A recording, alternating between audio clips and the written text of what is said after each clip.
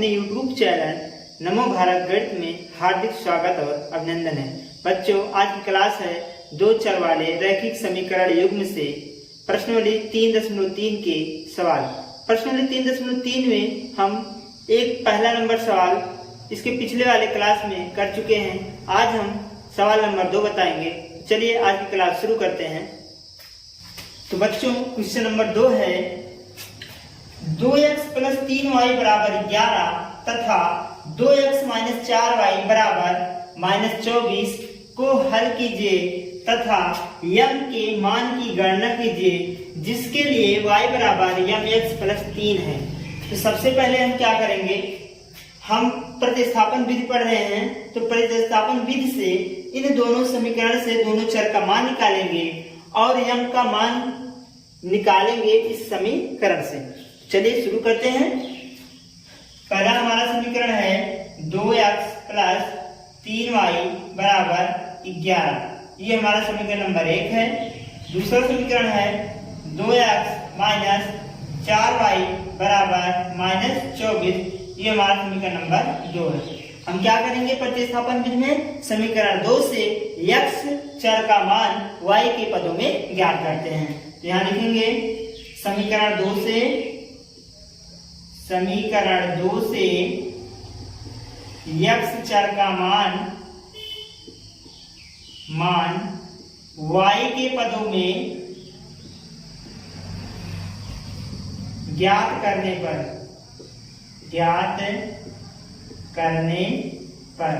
हम क्या करेंगे, समीकरण 2 से x चर का मान निकालेंगे y के पदों में। तो x चर हमारा 2x यहाँ दिख रहा है, इसको अपने ही पक्ष में रहने देंगे और ये माइनस है, उधर जाएगा तो प्लस बन जाएगा। तो ये हो गया -24 पहले से था, ये उधर गया +4y हो गया। अब यहाँ से ये x है, हम x बराबर लिख सकते हैं। 2x है, 2 गुणे में है। जब बराबर के दाएं पर पक्षांतर करेंगे तो गुणा क्या बनता है, भाग बन जाता है। तो -24 + 4y और बटे कितना हो गया, 2 हो गया। इस प्रकार से हमारा ये क्या आ गया, x का मान आ गया। अब हम क्या करेंगे, जो x की वैल्यू आई है ये हमारी समीकरण 1 में रख देंगे। तो यहाँ लिखेंगे x का मान समीकरण 1 में रखने पर, समीकरण 1 में क्या कर देंगे, रख देंगे। हमारा समीकरण 1 है, क्या लिख लेते हैं, 2x + 3y = 11। यहाँ मान रखेंगे x के स्थान पर 2 हो गया। x कितना है, 24 है, प्लस 4y और बटे कितना, 2। ये हमारा x की वैल्यू होगी और प्लस क्या है, 3y बराबर क्या है, 11। इसको हम क्या कर देंगे, लिख लेंगे। अब आगे देखते हैं। यहाँ से देखिए ये दो अंश और हर क्या हो गया, कैंसिल हो गया। आया कितना, -24 + 4y + 3y = 11। ठीक है। अब ये हो गया -24 + 4y और 3y दोनों जुड़ जाएगा, प्लस प्लस है तो 4 3 7y हो जाएगा बराबर 11। ये 24 जो है अचर पद है और 11 भी क्या है, अचर पद है। इनको हम पक्षांतर करके इधर ले जाएंगे तो ये माइनस क्या बन जाएगा, प्लस हो जाएगा। तो 7y बराबर हो जाएगा 11 प्लस में 24। इनको जोड़ लेंगे, 7y बराबर कितना हो जाएगा, 25 और ये हो जाएगा 25, ये हो जाएगा 35 हो जाएगा। तो y बराबर कितना हो जाएगा, 35। ये 7 गुणे में है, इधर आएगा क्या बनेगा, भाग बन जाएगा। तो y बराबर कितना हो जाएगा, 7 × 5 = 35 होता है। y का मान कितना आ गया, 5 आ गया। अब हम क्या मान निकालेंगे, x का मान निकालेंगे। तो y का मान समीकरण 1 में रखिए चाहे 2 में रखिए, आंसर सेम आएगा। तो लिख लेते हैं समीकरण 2 में रखने पर, समीकरण 2 समीकरण 2 क्या है, 2x - 4y = -24। इसी में रख लेते हैं। y के स्थान पे 5 रखेंगे, 2x + 4 गुणे लगाएंगे, y के स्थान पे क्या रखेंगे, 5 रखेंगे, -24। तो ये जाएगा 2x + 5 × 20, सॉरी यहाँ माइनस था, माइनस करेंगे तो ये हो जाएगा -5 × 20 बराबर -24। तो ये हमारा 2x बराबर कितना हो जाएगा, ये -24 था, ये बराबर 20 है माइनस में, उधर जाएगा प्लस बन जाएगा, -24 था तो ये हो गया प्लस कितना 20, प्लस कितना हो गया 20 हो गया। अब ये हमारा 2x बराबर कितना हो गया, 24 में से 20 घटाएंगे -4 आएगा, तो x बराबर हमारा कितना आ जाएगा -4/2 आ जाएगा। इसका मतलब हम यहाँ x बराबर क्या लिख सकते हैं, 2 दूनी 4 -2, x का मान कितना आ जाएगा -2 आएगा, y का मान कितना आएगा 5 आएगा और x का मान कितना आएगा -2 आएगा। इस प्रकार से हमारा x और y का मान आ जाएगा।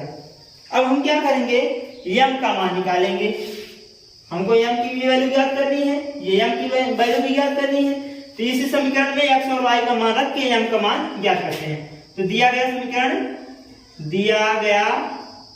समीकरण y बराबर mx प्लस 3 में x और y का मान रखने पर रख दीजिए, y का मान कितना है 5 है, यहाँ 5 रखेंगे, m हो जाएगा गुणे x की वैल्यू कितनी आई है -2, यहाँ रखेंगे -2 प्लस 3, ठीक है, तो 5 बराबर m में 2 से गुणा कर देंगे -2m हो जाएगा और प्लस 3, ये 3 है क्या प्लस में इधर आएगा माइनस बन जाएगा, तो 5 -3 हो जाएगा बराबर -2m, इसको घटाएंगे तो आएगा कितना 2 बराबर -2m, 2 से भाग करेंगे -2/2 हो जाएगा बराबर m, ये कैंसिल होएगा -1 बराबर m का मान कितना आ जाएगा 1 आ जाएगा। इस प्रकार से हम क्वेश्चन नंबर 2 हल करेंगे। अब चलिए देखते हैं क्वेश्चन नंबर 3। तो क्वेश्चन नंबर 3 बच्चों, निम्न समस्याओं में रैखिक समीकरण युग्म बताइए और इनके हल प्रतिस्थापन विधि द्वारा ज्ञात कीजिए। पहला सवाल है, तीसरे में पहला सवाल है, दो संख्याओं का अंतर 26 है, एक संख्या दूसरी संख्या की 3 गुनी है, उन्हें ज्ञात कीजिए। दो संख्याओं का अंतर दिया है 26 और बोल रहा है एक संख्या दूसरी संख्या की 3 गुनी है, उन्हें ज्ञात कीजिए। प्रतिस्थापन विधि लगाएंगे, चलिए हल करते हैं। यहां बोला है दो संख्याओं का अंतर, हमको दो संख्या बतानी है, तो हमें पहले संख्या दूसरी संख्या कुछ मान लेते हैं। माना एक संख्या x तथा दूसरी संख्या y। हमने क्या माना कि एक संख्या x तथा दूसरी संख्या y है। अब प्रश्न के अनुसार जैसे जैसे प्रश्न में बोला है वैसे हमको करनी है। पहले बोला है दो संख्याओं का अंतर 26 है, पहले स्टेप में बोला है दो संख्याओं का अंतर कितना है 26 है। दो संख्याओं का अंतर कितना है 26 है, तो इन दोनों का अंतर कर देंगे और बराबर किसके कर देंगे 26 के। अंतर मतलब क्या होता है घटा, दोनों संख्याओं का घटा करके क्या करेंगे 26 के बराबर कर देंगे। तो हम कर सकते हैं x माइनस वाई बराबर कितना 26, y माइनस एक्स भी कर सकते हैं, x माइनस वाई चाहे जो करिए। तो दोनों संख्याओं का अंतर कितना 26 है, पहली संख्या माइनस दूसरी संख्या बराबर कितना 26। इस प्रकार से हमारा ये समीकरण नंबर 1 हो जाएगा। अब यहाँ दूसरे स्टेप में क्या बोला है, कह रहा है एक संख्या दूसरी संख्या की 3 गुनी है। एक संख्या दूसरी संख्या के 3 गुनी है, 3 गुनी है। इसका कहने का मतलब है कि एक संख्या जो पहली वाली संख्या है, एक संख्या जो है वो दूसरी संख्या की 3 गुनी है। मतलब पहली वाली संख्या अकेले है और दूसरी वाली संख्या के पास 3 लोग हैं। तो इसको लिख सकते हैं कि x बराबर 3y। ये पहली संख्या हो गई एक संख्या, और ये कौन सी संख्या हो गई दूसरी संख्या, और कई गुनी है 3 गुनी है। तो ये गुना कौन हुआ, ये गुना हो, जो अकेले होता है वो बड़ा होता है उससे गुने से, इसका मतलब ये दोनों क्या हो गए, अब बराबर हो गए, ये 3 गुना हो गया। इसको अगर पक्षांतर करें तो -3y बराबर कितना हो जाएगा, 0। इस प्रकार से हमारा समीकरण नंबर कितना हो जाएगा, 2 हो जाएगा। या फिर हम इसी को समीकरण नंबर 2 मान ले, ये हमारा वो समीकरण नंबर 2। अब हम क्या करेंगे, प्रतिस्थापन भी लगाएंगे। x का वैल्यू समीकरण 1 में रख दीजिए, लिखेंगे x का मान समीकरण 1 में रखने पर जो हमारा x की वैल्यू आया है 3y, हम समीकरण 1 में क्या कर देंगे, रख देंगे। यहाँ रखिए x के स्थान पे क्या रखेंगे, पहले हम समीकरण लिख देते हैं। ये हमारा समीकरण नंबर 1 था, यहाँ रखेंगे x बराबर क्या रखेंगे, 3y और -y पहले से था, बराबर कितना हो गया, 26 हो गया। 3y में से 1y घटा देंगे, आएगा 2y। 2y बराबर कितना हो जाएगा, 26। तो y बराबर कितना हो जाएगा, 26/2। तो y बराबर कितना हो जाएगा, 13 दूनी 26 होता है, 13 आ गया। तो इसका मतलब ये हुआ हमारी जो दूसरी संख्या है, दूसरी संख्या क्या आ गई, y हो गई। ये हमारी दूसरी संख्या है, दूसरी संख्या। ये हमारी कौन सी संख्या है, दूसरी संख्या है। अब आते हैं अगले पे। अब हम क्या करेंगे, जो हमारा y का मान है समीकरण 1 में या तो समीकरण 2 में रख लेते हैं। तो y का मान समीकरण किसमें रख दें, 1 में रखो, चाहे 2 में रखो, 2 में रख देते हैं। 2 में रखने पर 2 हमारा क्या था, x बराबर 3y था, इसी में रख देते हैं। x बराबर 3 गुणे y, y वैल्यू कितना आया, 13 आया, यहाँ रखेंगे 13। x बराबर 13 तिया 39 हो गया। इस प्रकार से हमारा क्या हो गया, x की वैल्यू आ गई। तो ये हमारा क्या था, x क्या था, एक संख्या थी, एक संख्या। तो हमारी जो एक संख्या है, एक संख्या x बराबर 39 आई, और जो दूसरी या दूसरा संख्या जो y माने थे वो कितना आया, 13 आया। इस प्रकार से हमारा ये आंसर हो जाएगा। तो ये क्वेश्चन नंबर 3 का पहला था, जो कि हम इस प्रकार से लगाएंगे। तो चलिए अब तीसरे क्वेश्चन का अगला पार्ट देते हैं, दूसरा। तो बच्चों क्वेश्चन नंबर 3 का दूसरा पार्ट है, दो संपूरक कोणों में बड़ा कोण छोटे कोण से 18 डिग्री अधिक है, उन्हें ज्ञात कीजिए। यहां बोला है दो संपूरक कोणों में बड़ा कोण छोटे कोण से 18 डिग्री अधिक है। संपूरक कोण मतलब क्या होता है, यहाँ बोला है संपूरक कोण मतलब क्या होता है। संपूरक कोण का मतलब यह है कि दो कोणों का योग कितना हो, 180 हो। अगर दो कोणों का योग 180 अंश के बराबर आता है तो उन्हें हम बोलते हैं संपूरक कोण। तो यहाँ बोला है दो संपूरक कोणों में बड़ा कोण छोटे कोण से 18 डिग्री अधिक है। तो दो कोण की बात हुआ है, एक बड़ा है एक छोटा। तो मान लेते हैं कि संपूरक कोण में कि एक कोण है कितने, संपूरक कोण में एक कोण x अंश है और दूसरा कोण y अंश। मान लेते हैं, माना संपूरक कोण में एक कोण x डिग्री का तथा दूसरा कोण y डिग्री का है। हमने ये मान लिया कि संपूरक कोण में एक कोण x अंश का और दूसरा कोण y अंश का है। अब प्रश्न के अनुसार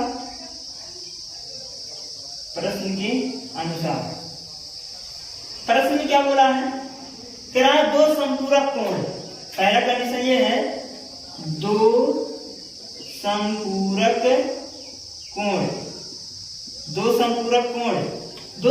कोण का योग कितना होता है, 180 अंश होता है। तो हम लिख सकते हैं x + y बराबर 180 अंश। ये होगा हमारा समीकरण नंबर 1। ठीक है। दूसरा कंडीशन क्या कह रहा है कि बड़ा कोण छोटे कोण से 18 डिग्री अधिक है। बड़ा कोण छोटे कोण से 18 डिग्री अधिक है। क्या है, 18 डिग्री अधिक है। इसका कहने का मतलब ये है जो बड़ा कोण है वो बराबर है, किसके बराबर होगा, छोटे कोण से 18 जब उसमें जोड़ देंगे छोटे वाले में। तो अगर हम बड़ा वाले को x मान लें, ये मान लीजिए हमारा ये बड़ा वाला x हो गया, तो ये बराबर कब होगा, छोटे वाले को बराबर कब होगा, जब छोटे वाले को 18 डिग्री और मिल जाएगा। तो छोटा कितना है, y है, इसमें हम क्या जोड़ देंगे, 18 जोड़ देंगे। इस प्रकार से हमारा ये बराबर हो जाएगा। अब हुआ ये हमारा समीकरण नंबर हो गया कितना, 2। क्या करेंगे अब, समीकरण यहां से प्रतिस्थापन भी लगा लेंगे। समीकरण 2 से x का मान समीकरण 1 में रखने पर, 1 में ले जाकर रखिए, यहाँ x की वैल्यू रखेंगे क्या, y प्लस 18 रखेंगे और प्लस y पहले से है बराबर 180 अंश हो गया। क्लियर। अब यहाँ हमारा जो है y कितना हो जाएगा, 2y हो जाएगा प्लस 18 बराबर 180 अंश। तो 2y बराबर कितना हो जाएगा, 180, ये उधर गया तो माइनस 18 हो गया। 2y बराबर हमारा कितना हो गया, 180 में से 18 घटा देंगे, यहाँ बचेगा 10, 10 में से 2 गया 8 आया, यहाँ बचा कितना 7, 7 में से 1 घटाएंगे आएगा कितना 6, और ये हमारा 1 हो गया, कितना हो गया 162, कितना हो गया 162। अगर 162 आ गया है, इसको हम ऐसे लिख सकते हैं, y बराबर 162 बटे 2 लिख सकते हैं, गुणा इधर आएगा भाग बन जाएगा, इसको 2 से काट देते हैं, 2 8 16 होगा और 2 1 के 2। इसका मतलब y का जो मान आया है हमारा कितना आ गया, 81 आ गया। y का मान जो आया है वो कितना है, 81 आया है।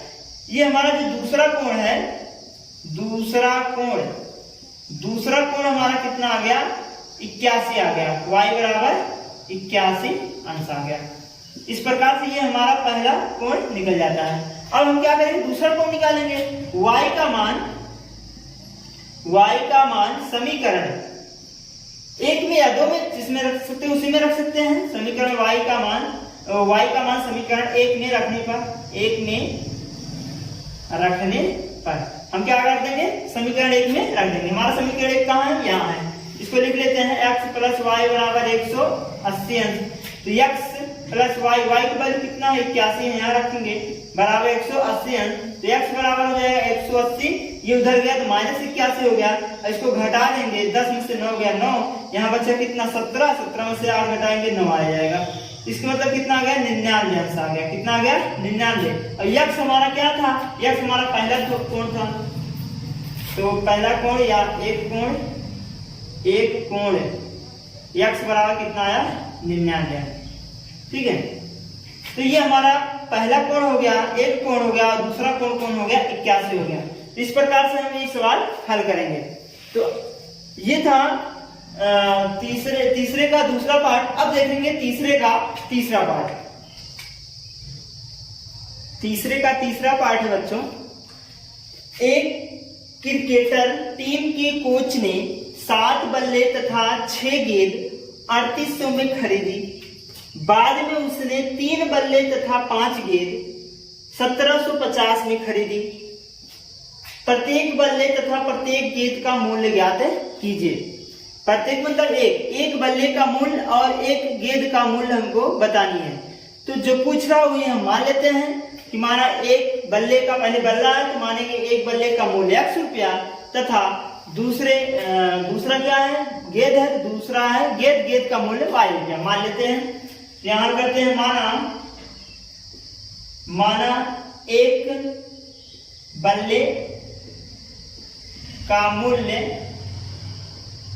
बल्ले का मूल्य x रुपया तथा दूसरे या एक गेंद मान लेते हैं, एक गेंद का मूल्य y रुपया है, ये हमने मान लिया। अब प्रश्न के अनुसार, प्रश्न में जैसे कह रहा है उसे हमको करनी है। प्रश्न में पहला स्टेप में क्या बोला है कि 7 बल्ला और 6 गेंद जब खरीदते हैं उनको देना कितना पड़ता है, 38 रुपया। तो 7 बल्ले प्लस 6 गेंद दोनों मिलाकर उन्हें दिया 3800 रुपये में खरीदा है। कितने में? 3800 रुपया में। तो आपको पता है कि एक बल्ले का मूल्य x रुपया। अगर कहा जाए एक बल्ले का मूल्य अगर 150 है तो 2 बल्ले का मूल्य का रुपया होगा, 2 गुणे 150 करोगे। 3 बल्ले का मूल्य अगर पूछा जाए कितना होगा तो 3 गुणे 150 करोगे। अगर यही पूछ ले x बल्ले का मूल्य कितना होगा तो x गुणे 150 करोगे कि नहीं? करना पड़ेगा ना। तो ऐसे ये भी है, अगर एक बल्ले का मूल्य x रुपया है तो 7 बल्ले का मूल्य कितना होगा? 7x होगा। जाहिर सी बात है, ऐसे गेंद में भी करेंगे। तो चलिए यहाँ लिख सकते हैं, अगर एक बल्ले का मूल्य x रुपया है तो 7 बल्ले का मूल्य कितना हो जाएगा? 7x हो जाएगा। अगर एक गेंद का मूल्य y रुपया है तो 7 गेंद का मूल्य कितना हो जाएगा? 7y हो जाएगा। तो यहाँ कितना है? 6 है तो 6y हो जाएगा। ये हमारा हो जाएगा कितना? 3800। ये हुआ समीकरण नंबर 1। अब दूसरे स्टेप में क्या बोला है कि 3 बल्ले तथा 5 गेंद 1750 में खरीदा है। 3 बल्ले